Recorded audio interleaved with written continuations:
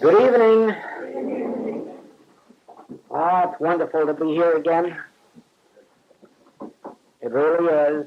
It's something we look forward to more and more each year. It seems also more difficult to stay away each year. But the work is unfolding here in England beautifully. And it's a joy to watch it. It's a joy to have the experience with those students whose progress is so evident. For this reason, I'm particularly glad that just we are here together tonight.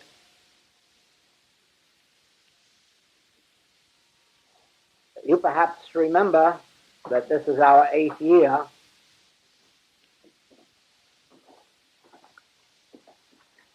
And that is 8th year of our work in England. And probably all of you in this room have been with us nearly all of that time. And so by now you are able to know to what degree the infinite way is molding your lives or changing your lives or improving them. Only you can look back on these years and know whether or not you are deriving from your study and meditation that which you had hoped for. Each one of us who comes to a religious teaching or spiritual teaching has some goal in mind, something that we are seeking.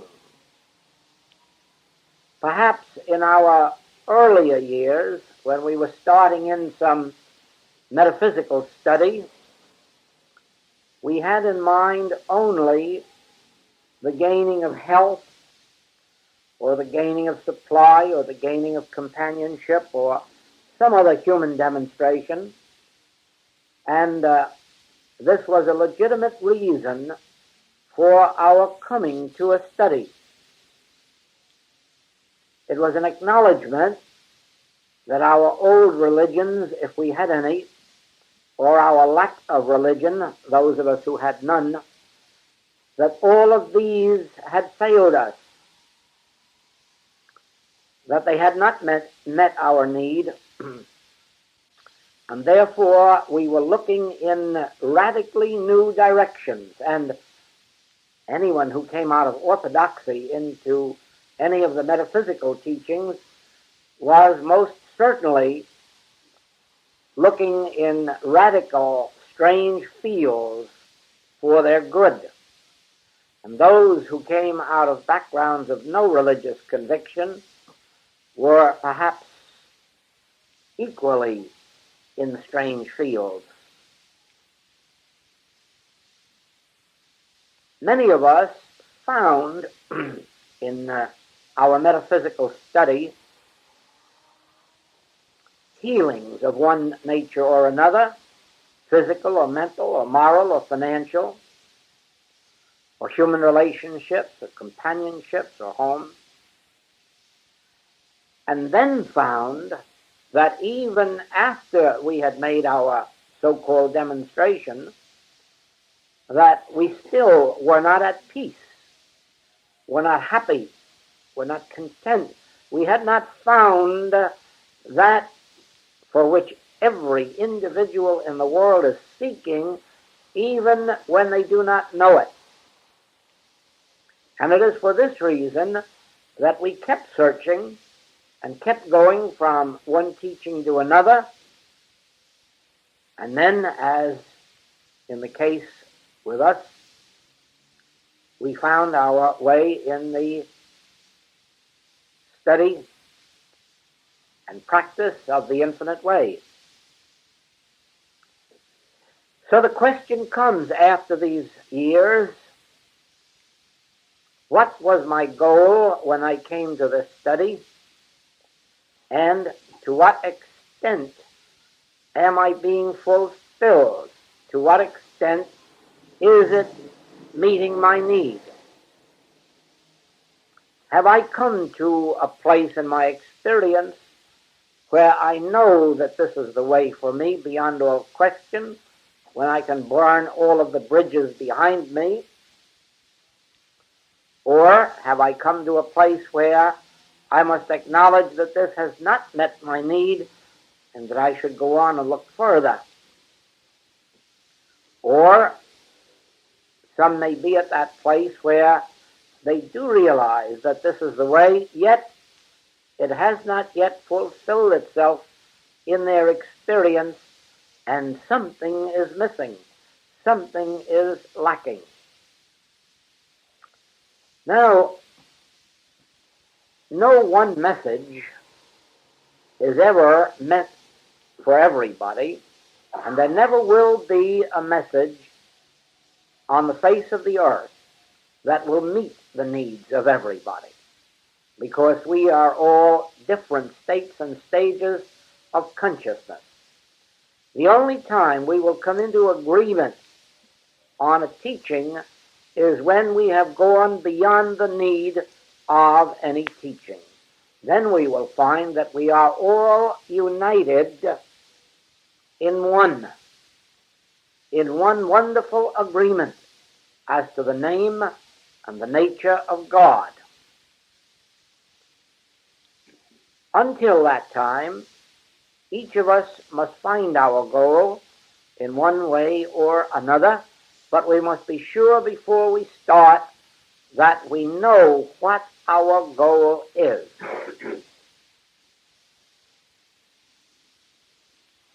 By now, you realize that the nature of this message is that we are seeking spiritual illumination,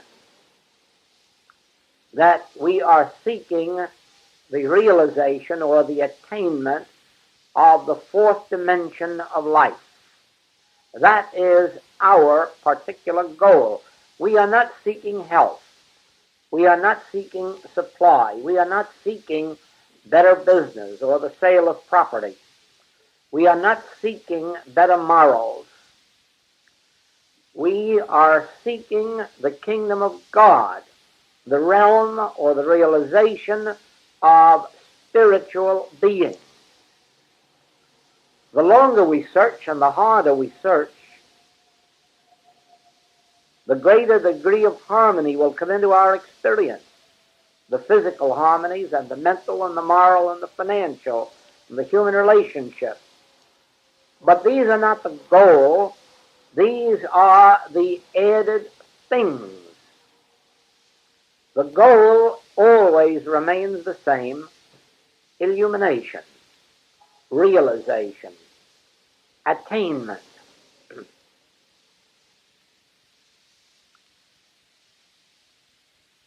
When this message was first presented, the manuscript of the book The Infinite Way was considered so radical that no publisher would publish it. It was considered too idealistic and too impractical. Since that time, as you know, it has been published in many languages and by some of our very best of publishers in the United States and England, Holland, Germany, Switzerland, and this year starting in Japan, of all places, Japan right now.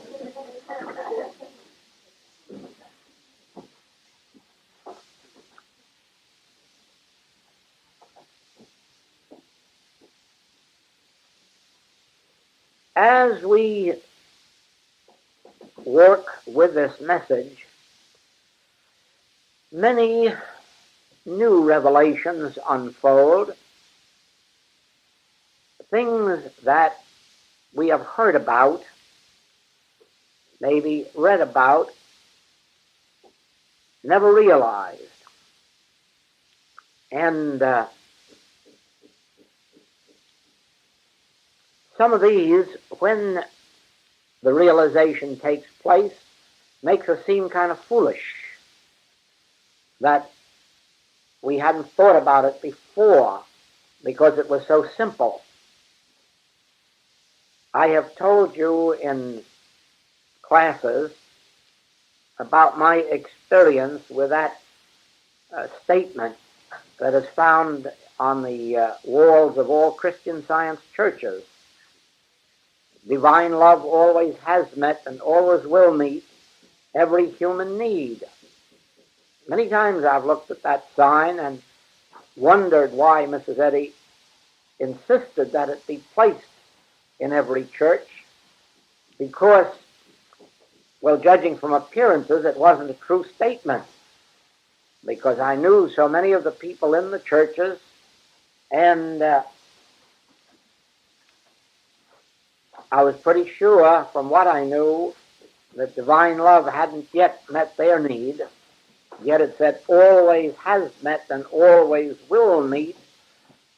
But oh, there were so many cases where I knew that wasn't so, and I wondered why that statement, what was behind it. And one night, puzzling for a whole hour about it, all of a sudden the inner meaning dawned. And I saw why she had placed it there, and I saw the rightness of it, wondered that it hadn't been explained. Reading the sign, as it seems to read, one would think that there is a divine love somewhere that is going to meet our human need, or always has met our human need, but it doesn't mean that at all. The divine love that meets our human need is the love that finds expression through us. It's the divine love that we release. In other words, it is in the degree that we learn to forgive our enemies or to pray for our enemies. It is in the degree that we are able to forgive 70 times 7. It is in the degree that we are able to dispense our philanthropy not only to our friends, not only to those who have the same religious belief that we do, but actually to share our tithe, our benevolences, with those of any faith or every faith or no faith, not asking them even whether they have a faith, but asking only do they have a need, and can we help to fulfill it. In other words, the degree of impersonal and impartial love that we can permit to flow out through us is the love that meets our need. There isn't any love out here in this room. The only love there is in this room is the love that is flowing back and forth between you and me, and back and forth to and from each other. There is no other love in this room. This room is completely empty of love. It is only the love that finds expression through us that fills this room. In the same way, there isn't an iota of hate in this room. But that doesn't mean that the next group that comes in here cannot jump at each other's throats, because it will depend upon what they bring into the room.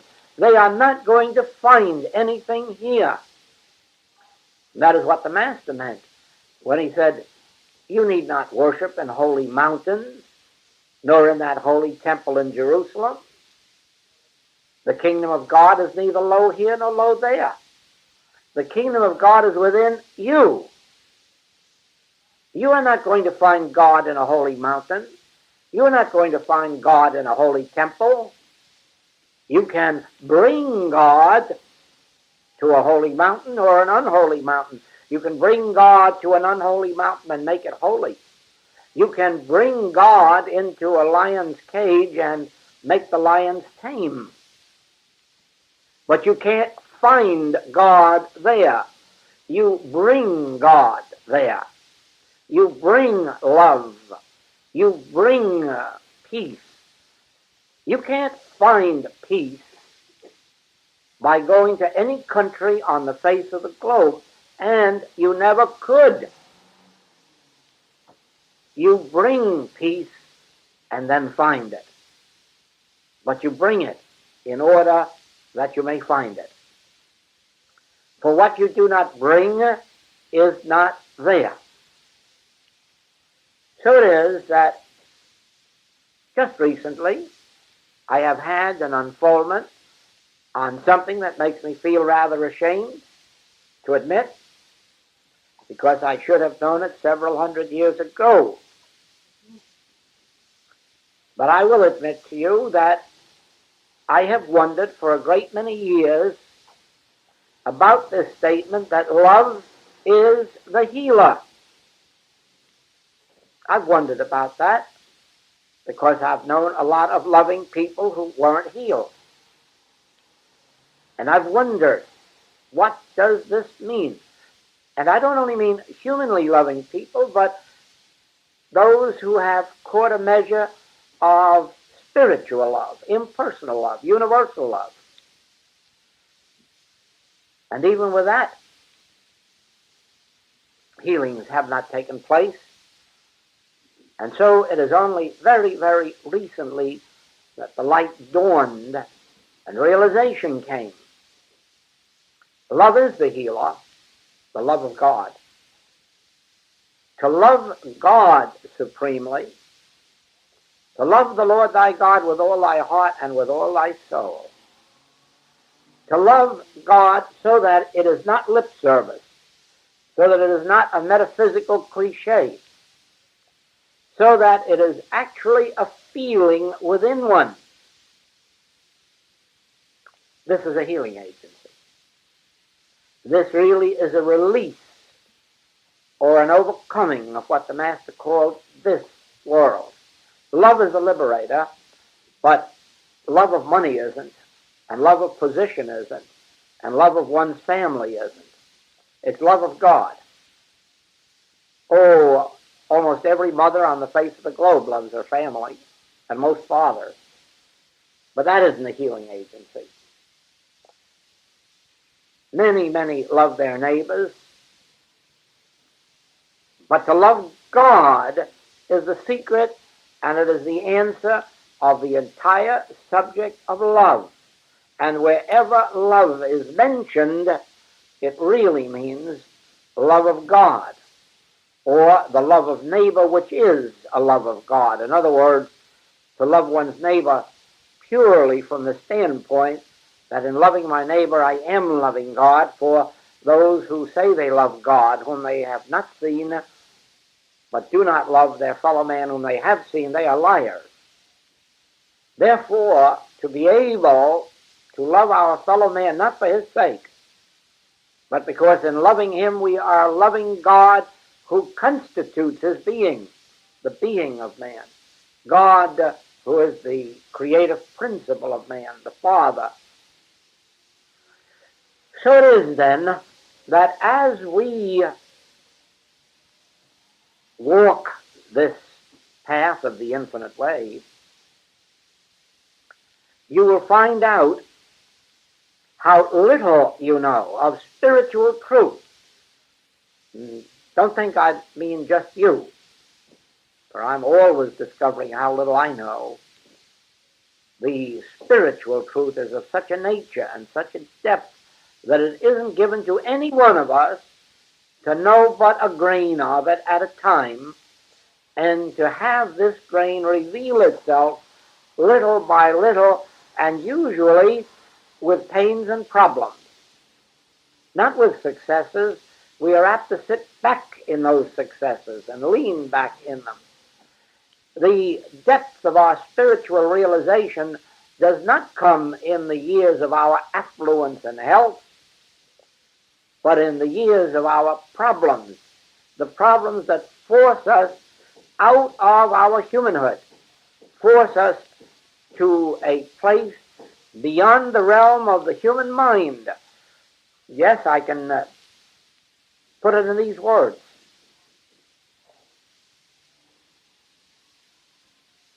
Everyone believes that they have some knowledge of God. And as long as they believe that, they have no knowledge of God. They are devoid of knowledge of God as long as there is a trace of belief that they have some knowledge of God. No one has even caught the first glimpse of God until they have reached that point in which they recognize that any bit of knowledge they ever had was wrong, and necessarily had to be wrong, because whatever their knowledge was represented only a concept that someone had passed on to them, or a concept they formed by reading something, an image in their own mind. In other words, any time we believe we understand God, it means we have an image of God that we have created. And so we've fallen in love with our own image, the image that we created. Not knowing sometimes we've created a monster, even when we call it God. You see, it is not possible with the human mind to know God. It is not possible to entertain a concept of God that is correct. We can know something of the nature of God, as when John says that God is love. That is not knowing God, remember. That is merely knowing the nature of God. In other words, when we say God is love, we are also saying that God does not create sin, or God does not create disease, or God never created death. When we say God is love, we are at the same time saying that God is not responsible for any of the ills that exist on the face of the earth. They are entirely man-made. This is not knowing God. This is merely knowing something of the nature of God. And we can know that because it is revealed to us. And it has been revealed to us through the mystics of all ages that God has never created a disease of any name or nature on the face of the globe. God has never been responsible for age. God has never caused death in the entire history of the world. God couldn't do those things and be love. Nor could God do those things and be life eternal. For in life eternal there can be no death or awareness of death or responsibility for death. And so it is that we can overcome many of the false concepts of God that we have entertained because of previous religious beliefs. But all of that does not yet bring us into a knowledge of God. And of course, it never is possible to have a knowledge of God, because that would mean that we are encompassing infinite God in a finite mind, or finite consciousness, or finite understanding. And that would be impossible. But we can, as we continue our studies and our meditations, we can rise to that place. And I have quoted this to you before of Maimonides, who said that if you say God is great, or God is love, or God is all, or God is infinite, you are saying no more than when you say God is. And so it is possible through study, through meditation, it is possible through catching glimpses, not of what's written in books, but what lies between the lines of what's written in books. It is possible to catch the vision at last. God is, and that is enough for me to know, and not try with the human mind to encompass God, but to relax in the assurance that God is. Now, in the same way, in this past year, I have been working with students for a greater understanding of the nature of supply. Not because we want to go out and get more dollars or pounds, but because in understanding the nature of supply, the dollars and the pounds come in to take care of themselves and the obligations and leave us free for other matters. And here again, as with this word love, meaning love God, so the word gratitude came into the picture, and I couldn't help smiling in remembering how many articles I have read saying that gratitude is one of the best means of demonstrating supply. And then I also remembered all the people I know who are very grateful for everything and for everyone, and who have not yet encompassed that subject of supply. And I saw this vision of gratitude. Gratitude not meaning thankfulness for what has come to me. Gratitude not meaning thankfulness for what has come to you. Not that type of gratitude at all. But in one vision,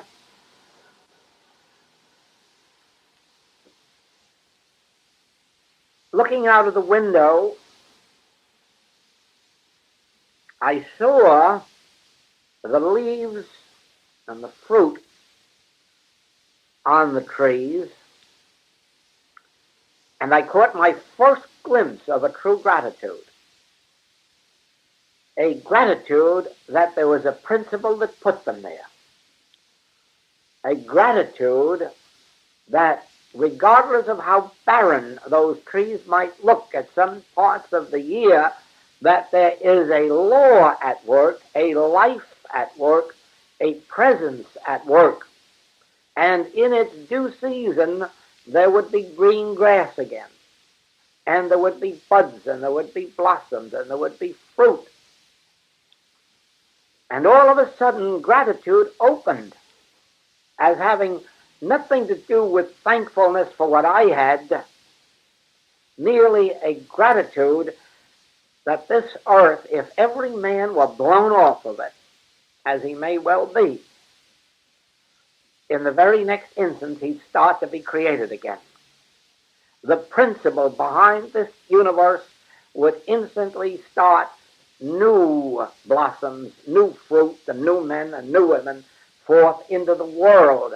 And everything that had passed out would have been nothing more than the old leaves or the old branches or the old bodies. But the life would immediately be living again, fresh and new. And nothing gone but yesterday, as yesterdays always must go. Now, in the months that have passed by since that vision came, I can tell you that that vision itself has changed my life. It has changed something inside of me because I no longer have any personal sense of gratitude. I no longer have any sense of gratitude for anything that has to do with my life or any good that's come into my life or your life, because it is so clear to me that if there weren't any me or there weren't any you, there still would be this power, this presence, this life, this law pouring itself forth for all of mankind, for all of the generations to come. The fact that we in our generation have been fools, just like the men and women of previous generations has nothing to do with God or God's government of his universe. Just as civilizations have been destroyed, entire civilizations, entire nations have been destroyed, and in their places others have grown, showing that God's life has continually gone forward, and that art and literature and music have continued to flourish all through these generations, even after man has been destroyed, shows us that when a generation finally comes along, steeped in spiritual wisdom, there will no longer be any need for nations to be wiped out, for civilizations to be wiped out. And those who can read history objectively can see where we ourselves have been responsible for the very conditions that today threaten to wreck another civilization and another group of nations. And I don't know how anyone could be advanced at all in spiritual understanding and not see the human mistakes that this generation and the last generation and the one before it made, that made today's conditions inevitable. There's no use complaining about it, but there is a use of acknowledging it so that we may not remain obstinate in our stupidity and continue these things onto more generations. One thing is certain. The basic cause of all the evil in the world has been that in our generations, back for a couple of thousand years, God has only entered into the picture as some kind of a supreme St. Nicholas, Santa Claus, to whom we go for things and whom we appease in order to get these things. Whether we go to temple on Saturday or church on Sunday, or whether we don't eat meat on Friday or abstain from meat altogether, the main purpose of it all has been appeasing God, to gain God's favor, to gain God's grace for the purpose of getting.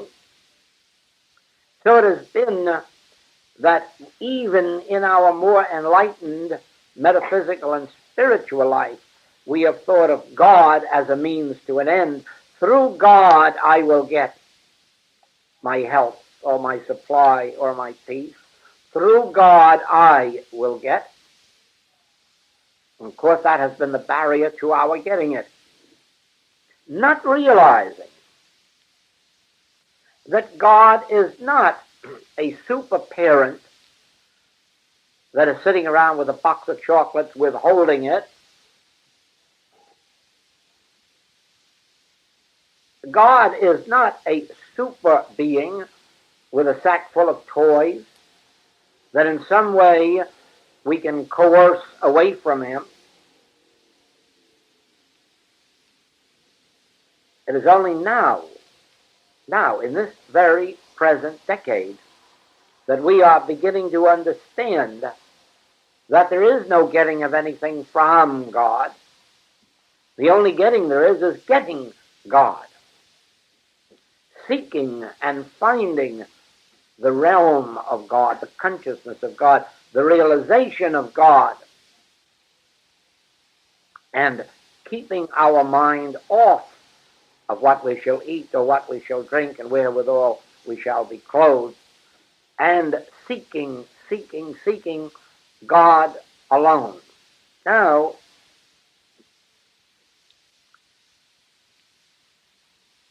I say this not in any sense of blaming any of us. Do not forget that we have been mistaught. these thousands of years, these false teachings have been handed to us, and as a rule, when we were children and had no thinking capacity. And along with those teachings, we were also taught not to doubt them, or we might end up in hell. And therefore, even the privilege of thinking was taken away from us. Now, the privilege of thinking is being restored to us. And we are being told that you can even doubt anything or everything you ever knew, until you begin to have revelations of your own, not based on what somebody told you, but based on what experience brought you from within your own being. The Master tried it 2,000 years ago to say to his people, the kingdom of God is within you. And that man was not made for the Sabbath. And God has no pleasure in your sacrifices. He tried to tell us then that we were on the wrong track in our religious worship, but we persisted in the sacrifices and in the Sabbath and in the holy mountains and in the holy temples and in all the things that he warned us about. But the thing that we might have heeded that could have set aside even those mistakes, praying for our enemies, forgiving 70 times 7, and not taking up the sword, these we ignored too, as if we intended to make it 100% denial of the Christ. Now we are facing a period of history far different than World War I, when they merely told us that democracy and Christianity were being threatened. Now I think we could well afford to trade and just lose our democracy and our Christianity if we could save some of the other things that we are being threatened with. But no, today we are faced with a situation in life where not merely lip service to democracy and lip service to Christianity are in danger, but actual democracy and actual Christianity and actual physical freedom and mental freedom and the human sense of life itself. All of these are threatened today, and threatened from many different directions, not just one. There was a time when life was very uncomplicated. If you just overcame the Kaiser, all would be well. And then later, if you could just overcome Hitler, all was going to be well. Life isn't that simple today. Today we are faced with danger from a dozen different sources, 3 major ones. And the question now is this. 1, is there any way at all that can avert this threat that is hanging over the heads of mankind? And secondly, if not, is there any way of demonstrating that though 1,000 fall at my left and 10,000 at my right, that it will not come nigh me? There are 2 big questions that are placed before us. Now, one thing I'm sure you will agree,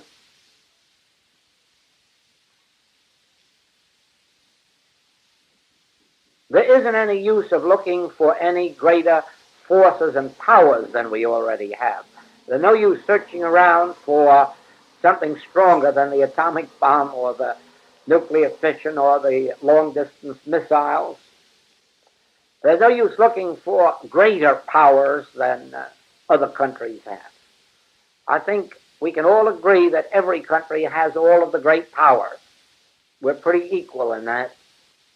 And that it really would make no difference which one threw it. The end would be the same for all of us.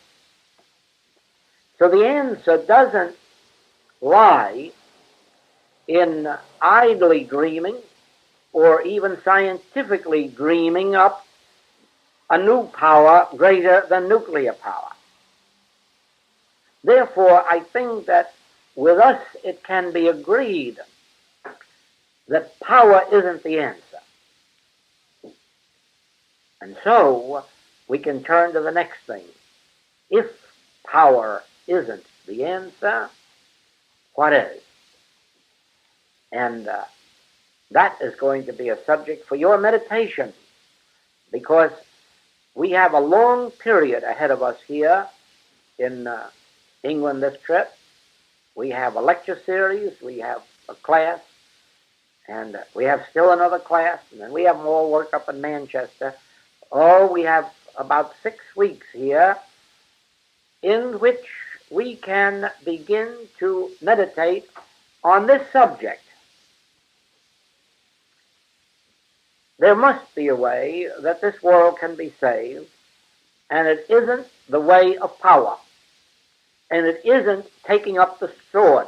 Let us all agree here that if the free nations of the world were in danger, that every single one of us would be on our toes to do whatever could be for our defense or our neighbor's defense or our nation's defense. We would have to be, because there's no other way out if there's to be survival. But that would merely be a rendering unto Caesar the things that are Caesar's. That would not be a solution of the world's problems. We are dealing in our work with the solution of the world's problems. Why? If you individually have advanced, if you have been serious, you have already seen that the principles that are embodied in this message do bring a greater harmony to you or me individually. They do bring peace. They do bring a greater sense of abundance. They do bring a happier human relationship among us and among our families and friends and neighbors. And if you look back over the years of your study, I'm sure you'll find that you've had some measure of better health too. So that I don't think the question comes up as to whether we alone can benefit by the infinite way. I'm sure we can see that the more we work with this message, the more we will benefit.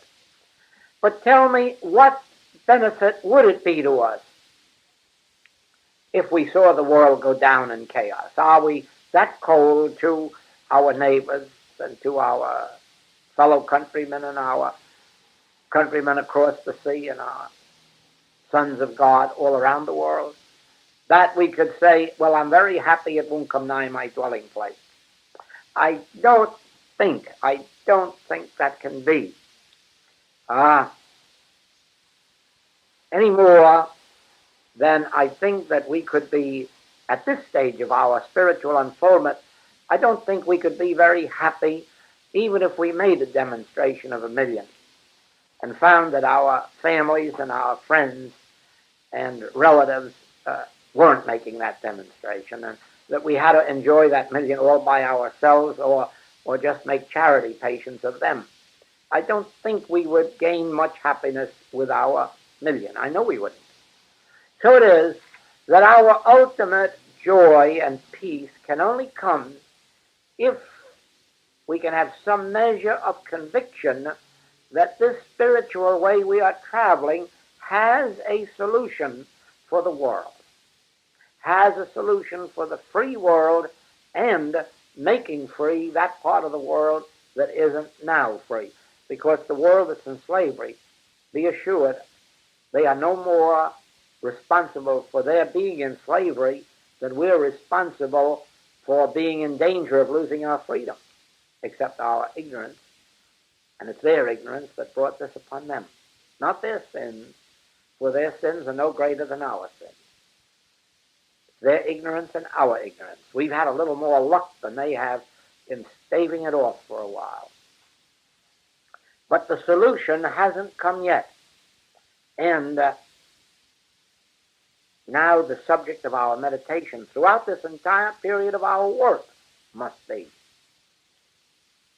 I know that force and power, might and power, is not the answer.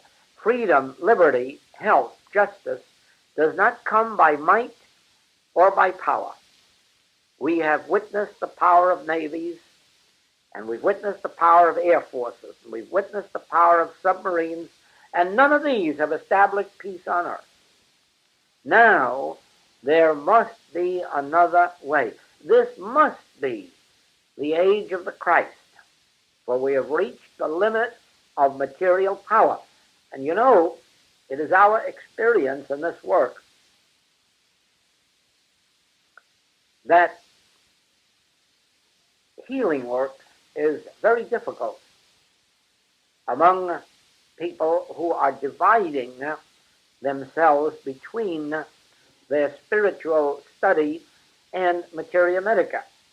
The reason is they're a house divided against themselves. And you'd be surprised how much easier it is to heal so-called incurable diseases.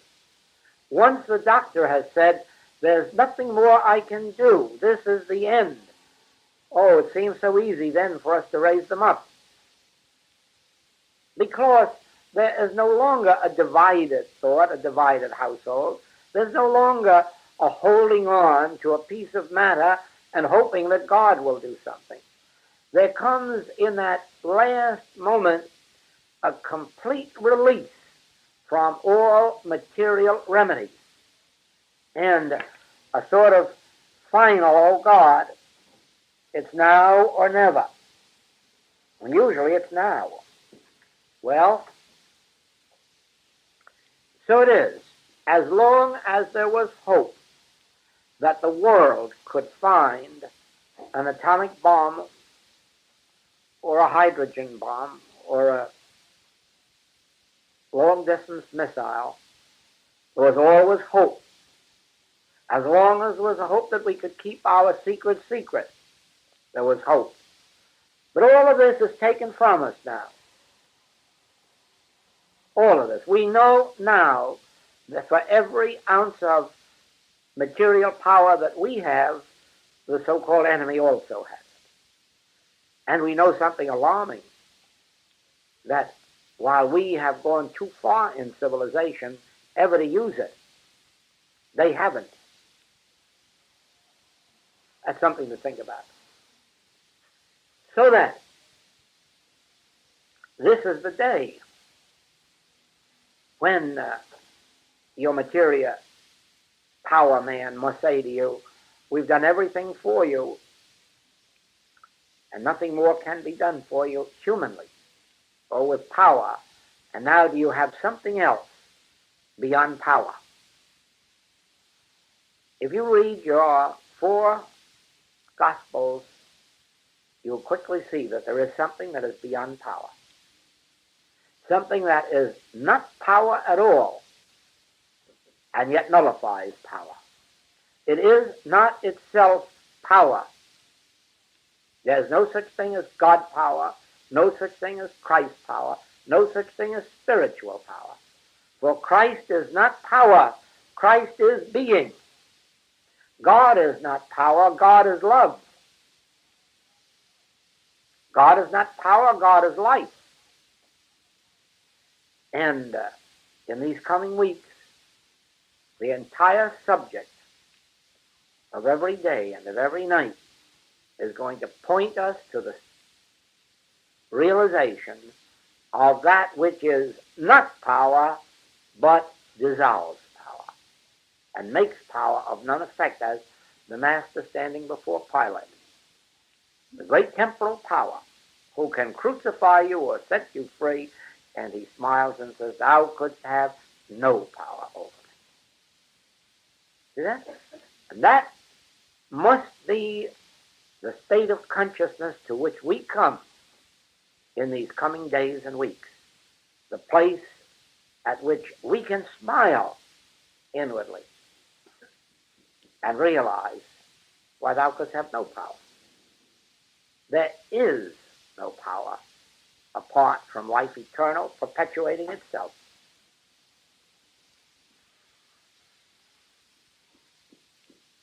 It is a new dimension.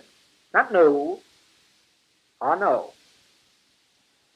Buddha knew this dimension. Gautama, the Buddha, knew this dimension when he discovered under the Bodhi tree that all the appearance world is illusion. Here he had devoted all of these years to trying to find a remedy for sin, disease, and death. He never set out to be a healer of people's diseases. He wanted to find that which would remove sin, disease, and death from the earth, and he found there was no remedy because there was no power. All of these appearances were unreal. Maya, illusion. Therefore, they didn't need any power to destroy them. They weren't power. The Master, 500 years later, was given the self-same revelation, identical. To the crippled man, what did hinder you? Pick up your bed and walk. In other words, there's no power in that condition. To the blind man, open your eyes. Why? There's no power in that condition. In other words, all of these appearances are illusory. He even said at Lazarus' tomb, I do not have to pray. As a matter of fact, at no time during his healing work is there any evidence that he ever prayed for anybody's health. Just, what did hinder you? Open your eyes. Do you believe? And so it is that we come again at this particular period of history, and again we have revealed to us not that we are seeking a power with which to overcome sin, disease, or death, but in which we are realizing that because God is, sin, disease, and death are illusory appearances, whether they take form in your individual mind or body or in that of nations. Whatever the form of temporal power, we are again being presented with this principle that we are not seeking a power. We are realizing the non-power. The non-power of appearances. The non-power of the carnal mind. Whether the carnal mind is appearing as poverty, whether it is appearing as unemployment, whether it is appearing as hate or bigotry, whether it is appearing as a political or a religious weapon, we need no power to overcome it. We need the realization of its non-power, the non-power of the carnal mind, and then we need one thing more. We need secrecy. These are the principles that must be kept sacred and secret in consciousness, so that the Father that seeth in secret shall reward thee openly. When the parents of the Master knew that there was a threat to the babe, they didn't stand up and tell Pilate he had no power. They took the babe down to Egypt. And they hid it until it could stand on its own feet. We shall not go about the streets defying the powers of evil. we will go down to Egypt. We will go down into the darkness of our own interior being and hide our secret, our Christ realization. Thou couldst have no power over me unless it came from the Father. And we will know this morning, noon, and night within ourselves, but we will never voice it.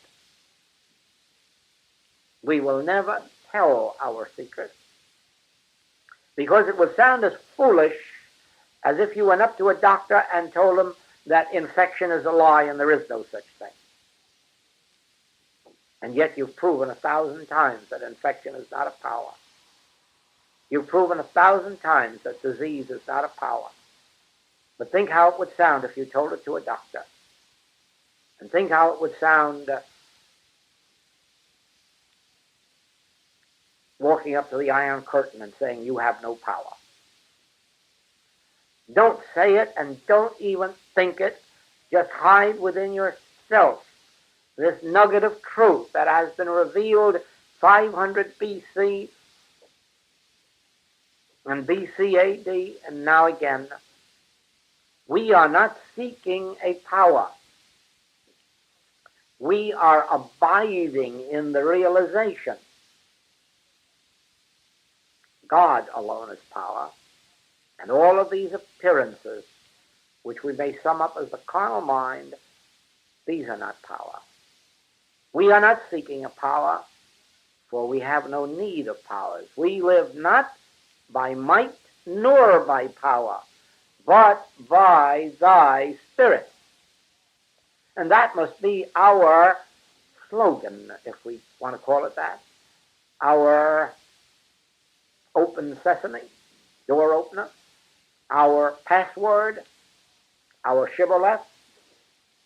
Not by might nor by power, but by thy Spirit. And secretly and sacredly abide in that.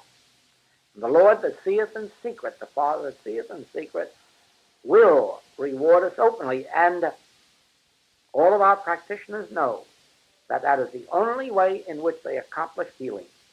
Not by might, nor by power. Not by strong statements of truth, but by the realization of truth. That the evils of this world, which constitute the carnal mind, are not power.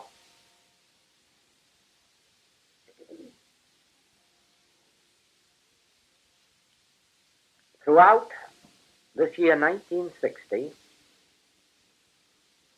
you will find in our classwork a different note than 1959. When we were sent home from Holland in 1958 and told to wait, the message that finally came was,